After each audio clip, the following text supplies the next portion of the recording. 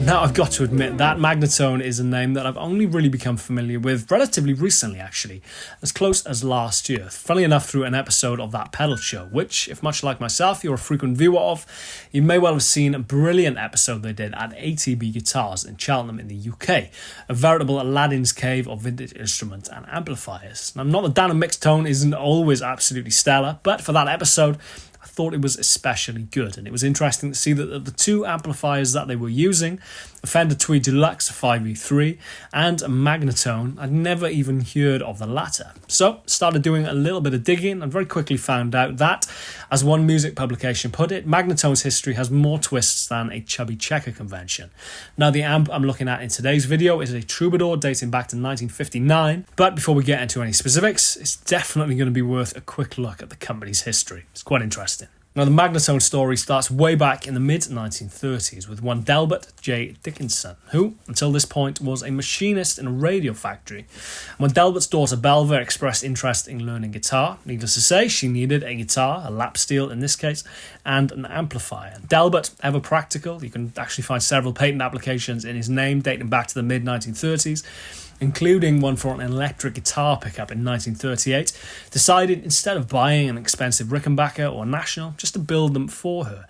Sol Hopi, renowned Hawaiian guitar player and Belva's guitar tutor, was so impressed by the amp in particular that he actually decided to commission one for himself. And just through word of mouth, Delbert very quickly became the go-to guy for the Hawaiian guitar scene in Southern California. Now, this is where things get a little bit confusing. Delbert Dickinson Musical Instrument Manufacturing Company changed hands twice in the 1940s, and in 1946 was acquired by Art Duhamel, who, amongst other things, was responsible for changing the brand name to Magnatone, which I'm sure you'll agree rolls off the tongue slightly easier.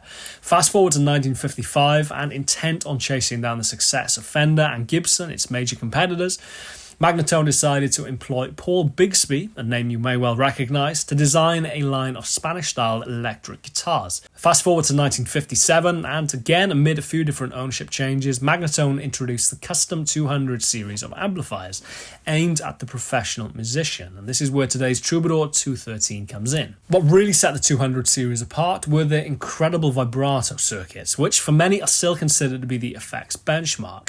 Now, a vibrato circuit in an amp may not sound that unique. After all, it's probably something you're quite familiar with reading on an amp's faceplate.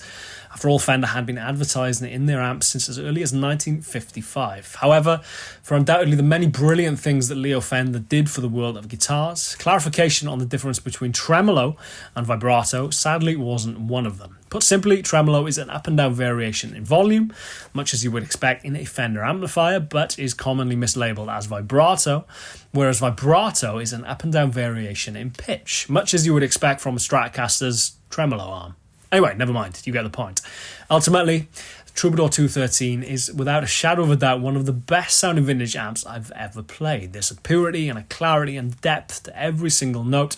Turn it up a little bit and you get one of the most satisfying overdriven tones I've ever heard. The vibrato, which if I'm honest, isn't an effect that I particularly like usually.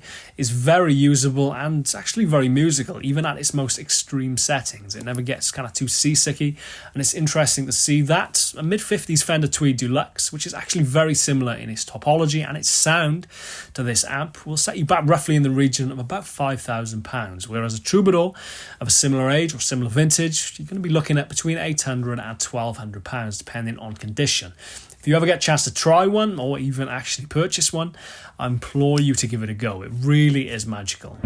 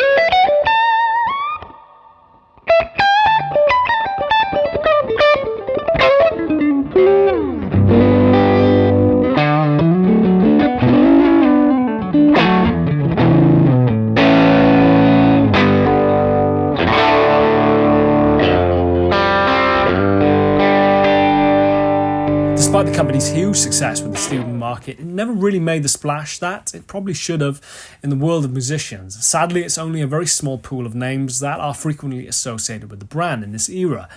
Bo Diddley, who undoubtedly used lots of different amp brands during his time, used Magnatone for a short period. Scotty Moore, Elvis guitar player, reportedly kept one in his house for impromptu jam sessions. You can hear a Magnatone vibrato very clearly on the Lonnie Mack track Wham! But the name that is very frequently associated with the brand is one that actually didn't get much chance to use it, sadly, and that is, of course, Buddy Holly, one of the most important names in rock and roll. Buddy bought the amp from Manny's in New York in September of 1958 and kept it in his New York apartment until February of 1959, when his untimely passing. He did use it on several recordings, which at the time were only intended as demos, but were released as posthumous recordings, and you can hear the Magnatone vibrato very clearly on tracks like Love Is Strange, Smokey Joe's Cafe, and Slippin' and Slidin'. The company's checkered history lurched on until 1969, when its acquisition by a parent company pretty much saw the end of the Magnatone name, until 2013, when the company was relaunched with Billy Gibbons as the poster boy. Now, in all honesty, I've not had any chance to try any of the more recent reissues or their new amps, but I think it's safe to say that no amp's legacy is truly complete until someone has tried to capture its sound in pedal form. And who better to try and recreate that Magnatone magic in 2020 than Origin Effects?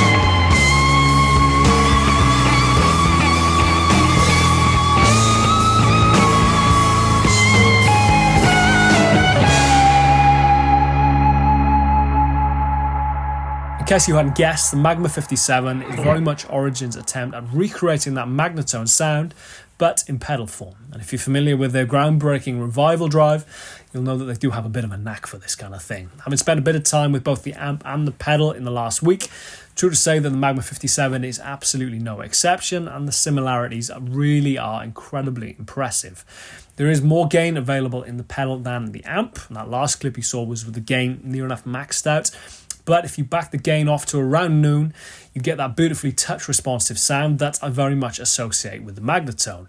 Play lightly, it's clean, it's chimey, it's a really lovely clean sound. Start to dig in and it'll start to bark and break up in a really kind of Magnatone-esque way. Needless to say, Origin have also gone belt and braces on the vibrato side of things, and have actually taken their inspiration from the bigger brother of the Troubadour 213, the 280, which of course was Buddy Holly's amp.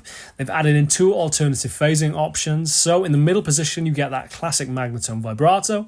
In the up position, you get a chorus sound, which is eerily similar to a univibe sound, whereas down, you get an out-of-phase sound, which is kind of akin to jumping the two channels on a 280, which used to run out of phase. Much like the Revival drive, they've also added in a power amp option, which, providing you're running a cab simulation, you can then run the pedal straight to the front of house, effectively acting as your amplifier.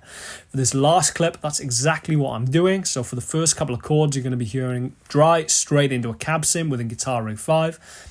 Kick the pedal on, essentially becomes the amp. I thought it'd be cool to do it this way, give you the true sound of the pedal and not the amp that it's running into.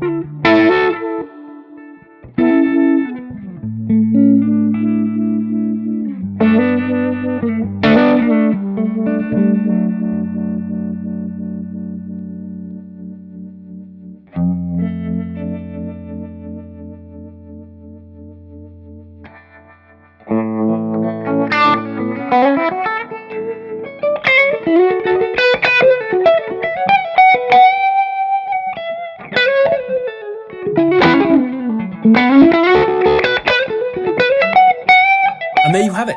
Hopefully that sheds some light on what I genuinely believe may well be one of the best sounding vintage amps I've ever played. It truly is a magical sounding piece of gear that in all likelihood should have made more of a splash at the time. However overdue, it is cool to see the Magnatone are finally cropping up with increasing regularity on stages, whether it's with the likes of Neil Young, the late great Tom Petty, or of course Billy Gibbons. As I said, long overdue. And if you ever get a chance to try an original, or of course an Origin MAGMA 57, which does a brilliant job at recreating that sound, implore you to give it a go. Thank you very much for watching, and if you have made it this far, Music Radar have very kindly nominated Friday Fretworks in their Best Online Guitar Personality of 2020 vote. So if you fancy dropping me a vote down below, I shall stick the link in the description box. Thank you very much for watching. This is Friday Fretworks. I'm Chris Buck, and I shall see you next week for another episode. Cheers guys, take care, and I'll see you soon.